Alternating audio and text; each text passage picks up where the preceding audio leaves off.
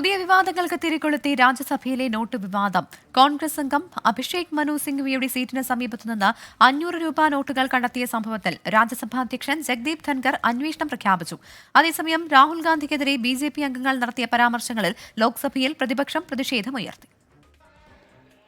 അസാധാരണ അറിയിപ്പാണ് ഇന്ന് രാജ്യസഭയിൽ ചെയർമാൻ ജഗ്ദീപ് ധൻഖർ നടത്തിയത്. ഇന്നലെ സഭ പിരിഞ്ഞ ശേഷം നടത്തിയ പതിവ് പരിശോധനയിൽ സുരക്ഷാ ഉദ്യോഗസ്ഥർ കോൺഗ്രസ് MP മനു അഭിഷേക് സിംഗ്വിക്ക് അനുവദിച്ച 222 നമ്പർ സീറ്റിൽ നിന്നും 500 രൂപയുടെ നോട്ട് കെട്ട് കണ്ടെടുത്തുവെന്നും സംഭവത്തിൽ അന്വേഷണത്തിന് നിർദ്ദേശം നൽകിയെന്നും Jagdeep Dhankhar. To ensure that investigation takes place in accordance with law and the same is underway. ധൻഖറിന്റെ പ്രസ്താവനയെ തുടർന്ന് കോൺഗ്രസ് അംഗങ്ങൾ പ്രതിഷേധിച്ചു. അന്വേഷണം പൂർത്തിയാകുന്നതിനു മുമ്പ് നിഗമനത്തിലെത്തുന്നത് ഉചിതമല്ലെന്ന് രാജ്യസഭാ പ്രതിപക്ഷ നേതാവ് മല്ലികാർജുൻ ഖാർഗെ പറഞ്ഞു. You all lawyers,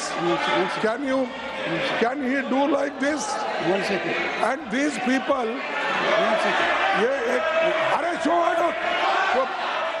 നോട്ടുകെട്ടുകൾ കണ്ടെത്തിയത് സഭയുടെ അന്തസ്സിനെ ഹനിക്കുന്ന വിഷയമെന്ന് കേന്ദ്ര പാർലമെന്ററി കാര്യമന്ത്രി Kiran Rijiju. While we are going towards a digital India, carrying a bundle of notes in the house is appropriate?